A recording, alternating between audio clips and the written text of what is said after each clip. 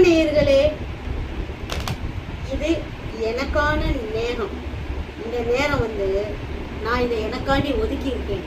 50 வயசு ஆயிடுச்சு, நமக்கு அவ்வளோதான், வாழ்க்கை முடிஞ்சிருச்சுன்னு இல்லை.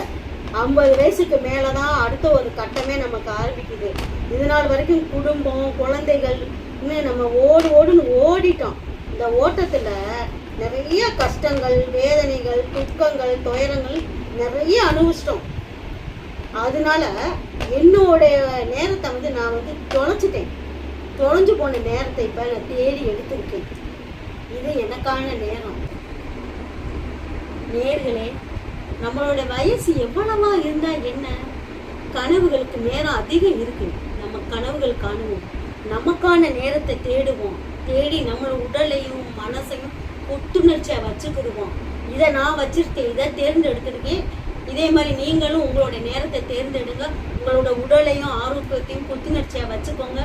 நன்றி, வணக்கம்.